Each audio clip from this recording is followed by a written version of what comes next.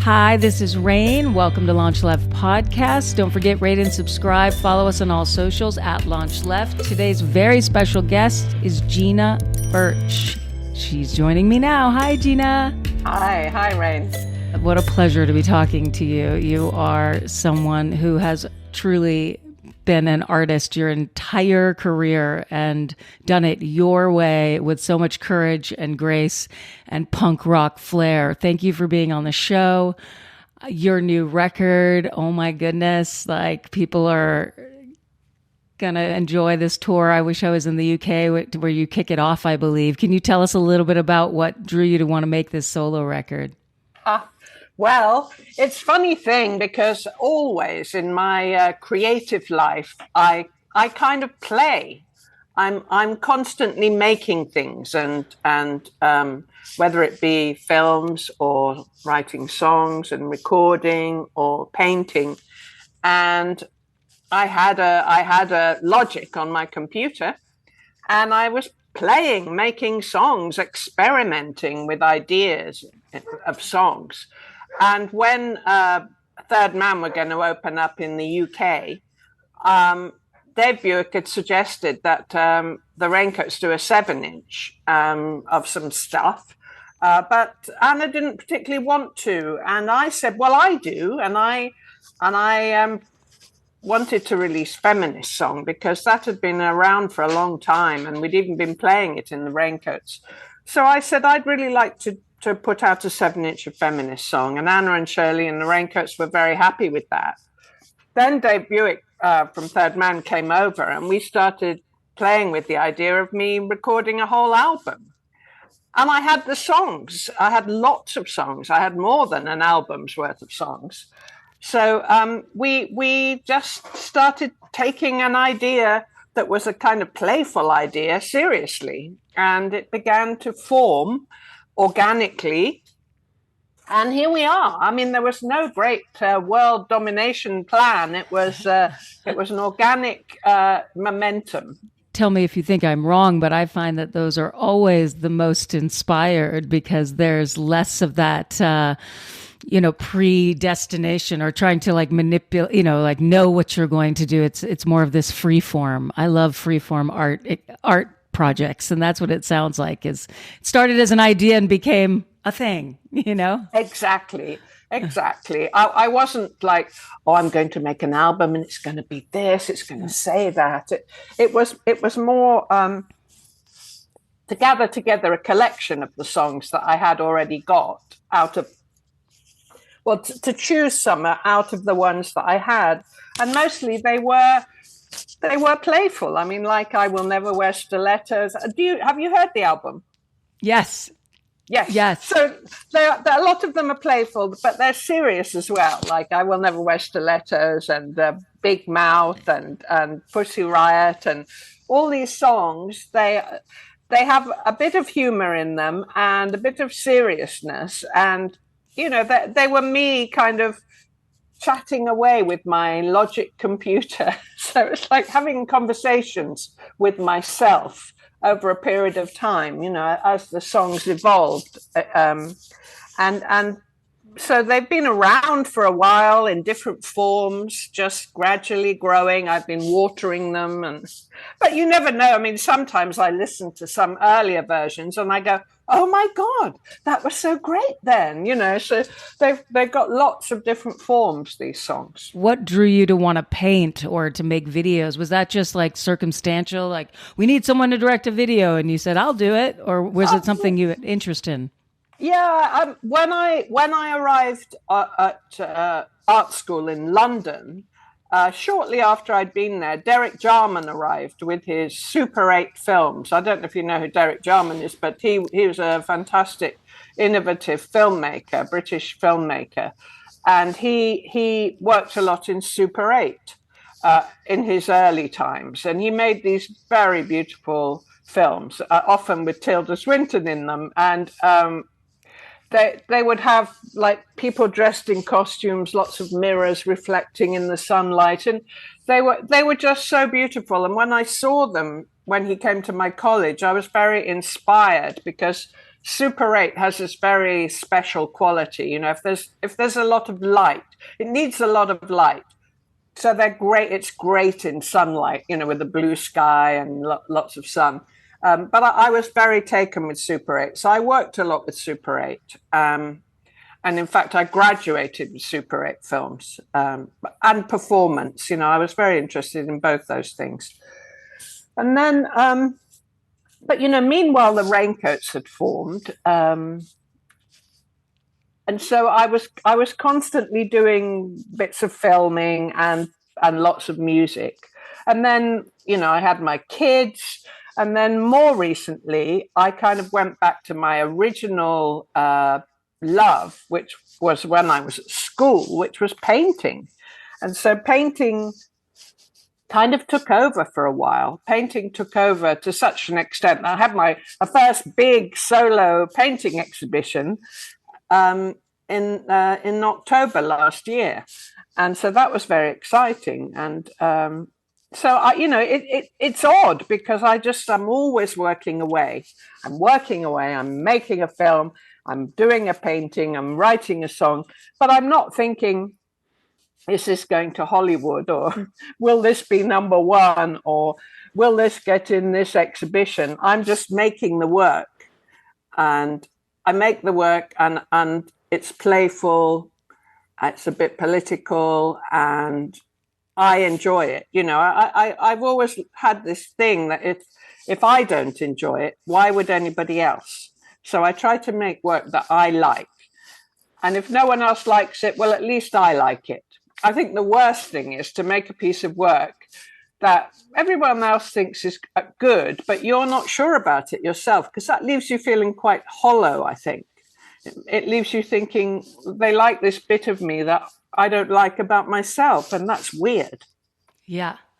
Wow. Thank you for all that you just shared about, the process of making art and doing it for yourself, in the sense that you mean like doing it to another way I'm understanding it, and please correct me if I'm wrong, is while you're saying like you do it for yourself, it's also because you're doing it to the full extent with which your body and your mind and your hands and your creative wanted to express that thing. You didn't do it to model someone else's, idea of what it should be. You didn't do it to please the masses. You didn't do it to please a few. You did it to the full extent of your creative body. That is so freaking cool. That's like, to me, what art really is. And I love getting the opportunity to talk to artists like you who articulate so beautifully that difference between that. Because, you always have a choice. And there are some people that get somewhere without that passion. That is just about your creative body and not anything else. But it does feel hollow. And I think even as a person that ingests that said art, it can seem like a fad or something. Like you don't feel like it's going to have the lasting power that really believing in what you're doing and doing it to the fullest extent of possibility has more of like a longevity, to me anyway. Absolutely. I think so, because, I don't expect to be appreciated or understood immediately, or even ever. I don't expect it, but sometimes it happens, like a lot of the work I did around things that happened to me and my friends as teenagers when we were, when we were growing up, and with boys and with men, and the kind of weird abuses we got way before Me Too happened. I'd started to do some paintings about that. I was looking at how these weird things happened to me and my friends, and because I'd seen a lot of interesting paintings in the National Gallery about things that happen to women, like, for example, the rape of the Sabine women, these women being kidnapped and taken to another town to procreate for these men, And I thought, those stories are also our stories in a different way. And I wanted to update them. And some people said, "What? Why are you painting that? What are you doing? What's that about?" And I said, "Well, I'm updating those stories because I think there's a lot in here that we haven't talked about, we haven't told. We didn't think that we were being kind of abused or anything. We thought that's just the way life was, that's tough shit, baby. That's the way it is. And so I was making paintings that were kind of exploring some of that stuff. I tried to keep a bit of kind of humor in there, a little bit. I mean, mostly my work has more humor than perhaps some of those paintings did. But the other thing I did with some of those paintings, I recreated some classical paintings, and then I would send in my canvas, in which I can do whatever I like. I could send in like the guerrilla girls to kind of save these women. They'd come running in from the back. They're going to save, like super women, It's great for me to be able to, I think, because I'm older now, I've got a lot of life experience and I've got a lot of freedom to express things that have happened. And I've seen a lot of changes.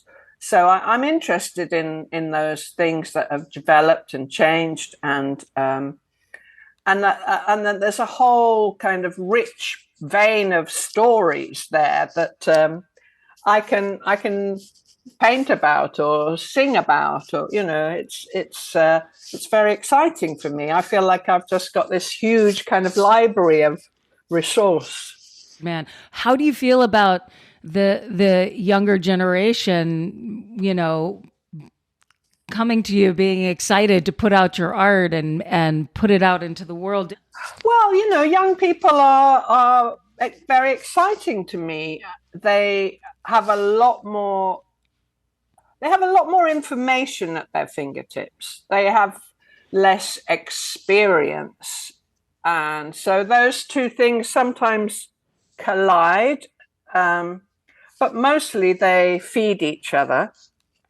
So, I find young people, they're full of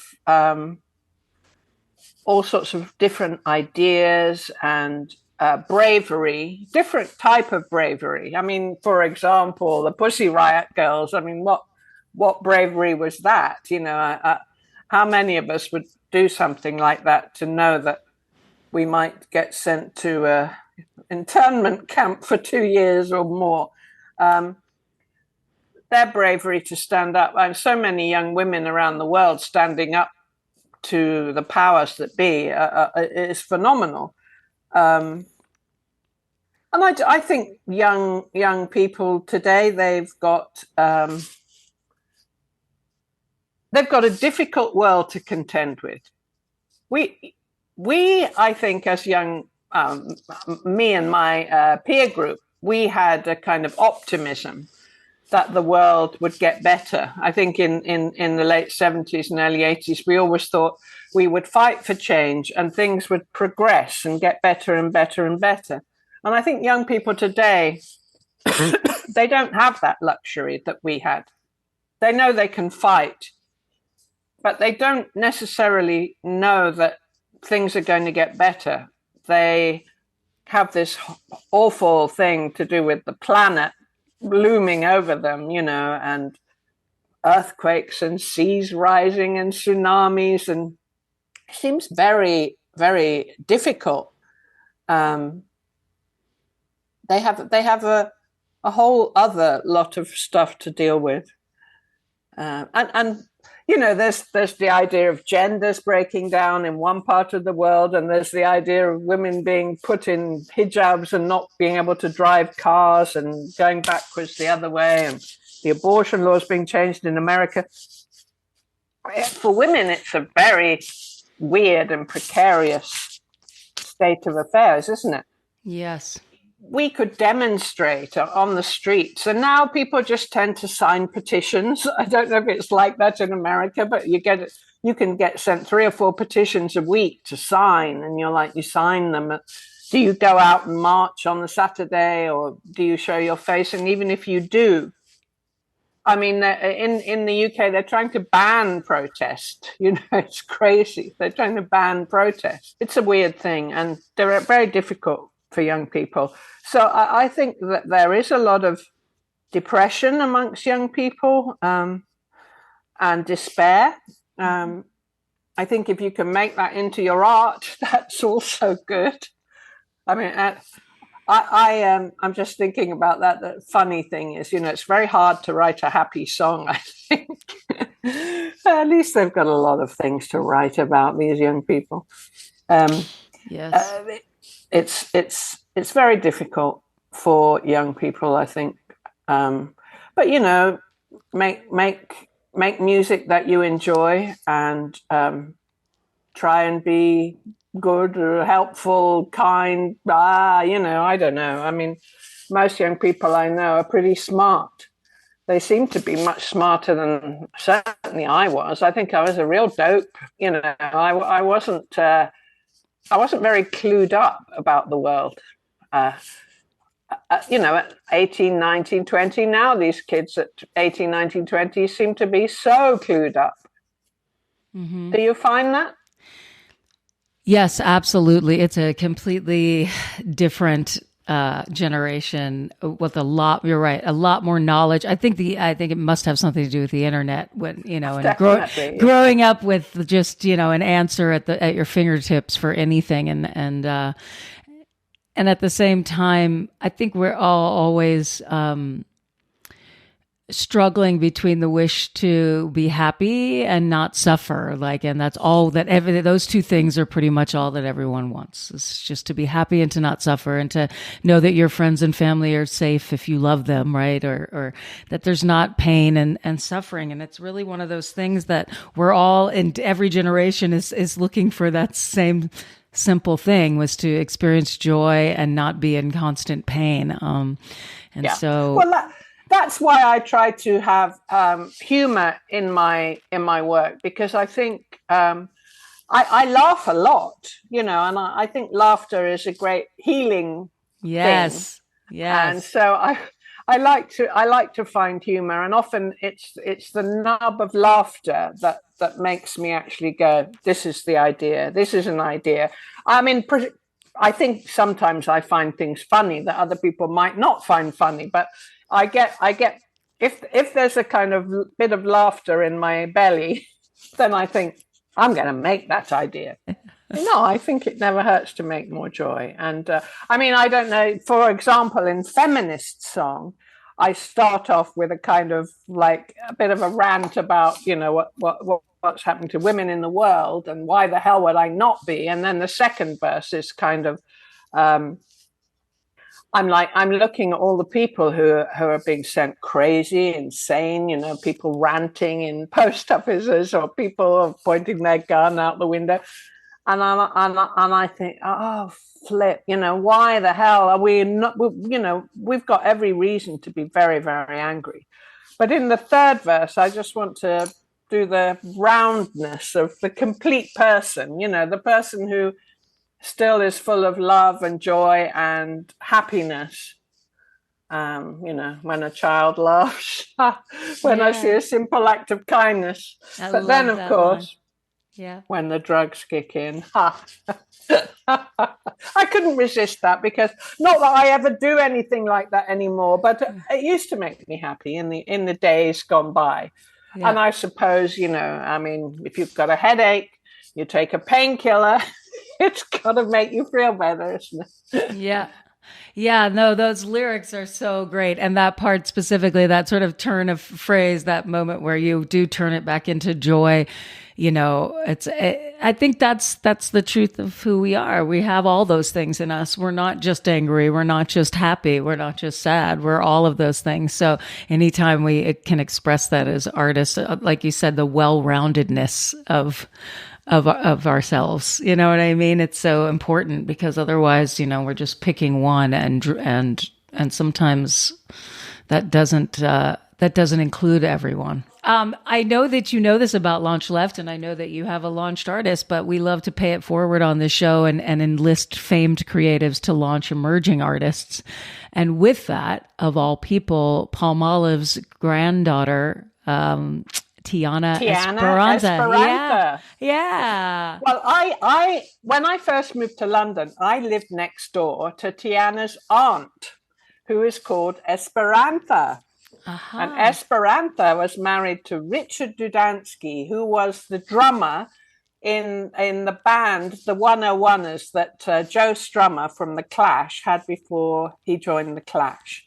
And so there was this kind of punk connection then. And Palmolive obviously played drums on our first record and had formed the Slits. So we've stayed in touch with Palmolive over the years. In fact, I had dinner with her the other night when she was passing through London.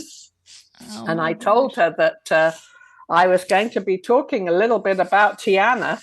I mean, I haven't seen Tianna in the flesh for many years because she is the same age as my daughter, Honey Birch, who also is a brilliant creative, is a songwriter and a poet and a designer. And Tianna and Honey have kind of done some songs on the same stage in the past. But Tianna has focused exclusively on this amazing career that she has. She's such a beautiful young woman with the most versatile voice. Yes. I really like the fact that she can sing sweetly and high, and then she can do this kind of deep, jazzy kind of almost croaky sound. You know, she conjures up so many different vocal sounds from so many different eras and so many different women vocalists that she tells the story through these characters in her voice, which is amazing. And not only that, but she can move incredibly. She looks fantastic. And, you know, I mean, she's the whole package as far as I'm concerned. And she writes songs which are political and that they engage with a lot of the problems of mixed race people, of Black culture, and she really is putting into her work her own strong identity. Mm-hmm. Beautifully said. I couldn't agree more. I was bowled over by her record as well. And it is like, I feel so lucky to talk to you and to have had the chance to talk to her and know that you launched her. It's like, woo, this is one of my favorite episodes this year. So, and for anyone out there, do you want to share just a little bit about how they can find you online and your record? And if you have any news to tell us before we say adieu? Oh my goodness! Well, I'm on Instagram as Gina.Birch. I have a Facebook. I got hacked as my Facebook, so I'm Georgina Birch on Facebook, and I have a website called GinaBirchPainting.com. So those are my kind of media things. My album, I Play My Bass Loud, comes out on Third Man on the 24th of February. In a couple of weeks, in a week, maybe in a couple of days, depending on when this goes out. And I think it's a really interesting record. I'm really, really proud of it. It's on Third Man, available in all formats, you know, online or through your local record store. And it's on vinyl, it's on CD, and it's also digital. So, yeah, it's you know, it's a great privilege. And thank you for having me. It's been lovely to have this opportunity to chat to you. My name is Gina Birch, and I'm launching Tianna Esperanza, a most brilliant young woman who I'm very proud to launch. Welcome to LaunchLeft, Tianna Esperanza. What a treat to have you here. I wonder if you've always been planning to do music, or if this was something that dawned later in life, or was it always sort of in the back of your mind or heart of that was how you would express yourself creatively? Well, it wasn't later in life. I started getting excited about music in my preteens, so pretty young. But I was thinking I would pursue fashion before I thought about seriously pursuing music. I love fashion. I love clothes. I love styling. I love especially vintage. And I love movies and writing. I always had support in my writing from a really young age. All my teachers really thought, "Oh my goodness, she could go somewhere with this." So I had a couple, all creative pursuits, but I had a couple pursuits in mind before I fell into music. And there's a couple of reasons for that, but I think one of them is my grandmother, I think, was, and she still is in some ways, kind of nervous for me to be in the music industry. She left for a reason. So when I think about some other creative pursuits, they can be a little bit more private, and maybe more healthy, whereas music is so intense and constant. But I fell into it, and I love how music makes me feel, and how it connects me to other people. And being on stage is just one of my favorite feelings. So I couldn't pass it up. I have a couple two-part question. First of all, if you could share with our audience who you mean by your grandmother. Is that how music found you as a child, is through your grandmother, or how did it first find you? So my grandmother is Palmolive, aka Paloma McClarty. She founded and drummed in the Slits, and she later played with the Raincoats. So Gina will know my grandmother very well.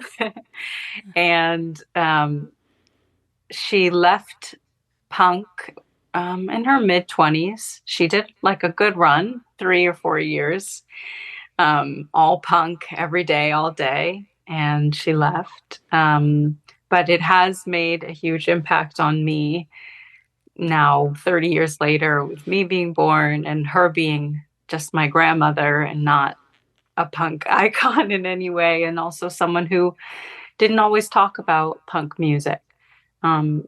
So I actually wouldn't say that that's how music found me, because for a long time, my grandmother didn't always discuss her punk era.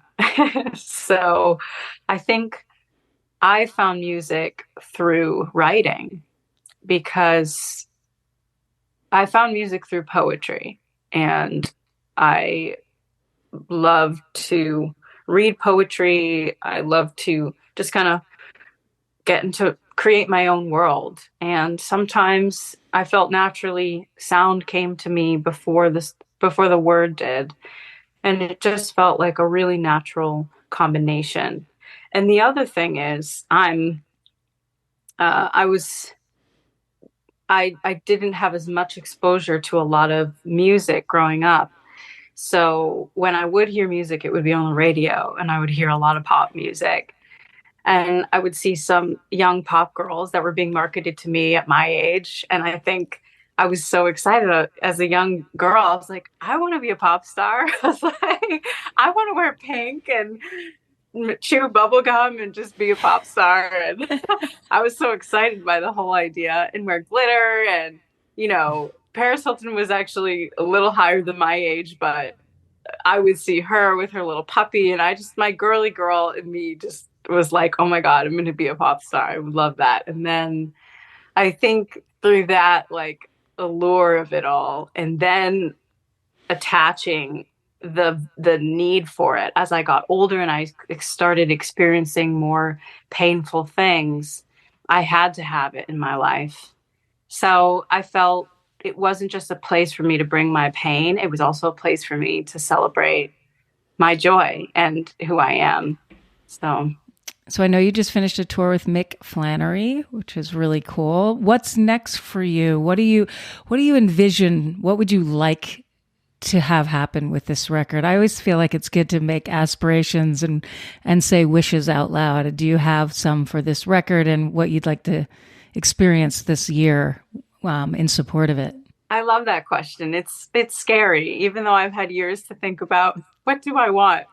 Um, I want to get some phone calls from artists that I really admire, who either directly from them or from their team saying, we're excited about this new artist and we want to write with her. I think that would be my most exciting thing. I want to write my next album ASAP because I like being recording and writing 24/7. So I want to get on my second album immediately, and not necessarily for features or anything, but I'd like to start writing with other artists as well. So I have some dream artists there. There's an artist named Ezra Furman. So I think they're from Boston, near the area where I used to live. So I would love to connect with them. I feel like it would be a really fun project and something kind of close to home. I want to work with Nick Cave, and I want to write with some hip hop artists. I want to write with Lil Sims. I really want to meet Michael Kiwanuka. One of my favorite artists from England is Benjamin Clementine. I'd like to work with them. I love Jacob Banks. There's a lot of soulful artists that I feel it would be a really natural meeting. So I'm hoping to kind of get on their radar soon. And of course, I've always said I love Eminem. That was the hip hop that I kind of listened to growing up. So I would love to do a song with him one day. And some other aspirations. I want to win Best New Artist some year in the US. That would be a bigger dream of mine. And I want to get on touring. We don't have any touring lined up right after this one. I think I'm going to ride the wave, see how it goes, keep building my own personal team, and move forward. I think things will come as the album comes out, and I'm already seeing a huge jump just from announcing the album in the past month. So I'm just going to ride the wave. And I want to get on the road soon, and I want to get writing and recording. I just want to thank you for being on our show and ask you if you could share how our audience can find you on social media. Yeah, you can find my website. It's tiannaesperanza.com. And my social media are all under Tianna Esperanza. My YouTube handle is Tianna Esperanza, TikTok, Instagram, Twitter. So yeah, reach out and I will talk to you on one of those places. Awesome. LaunchLeft aims to create an intentional space that highlights and empowers all artists for whom radical creativity is not a choice, but a necessity. LaunchLeft begins with music, but its ultimate aim is to launch left-of-center artists in all creative fields.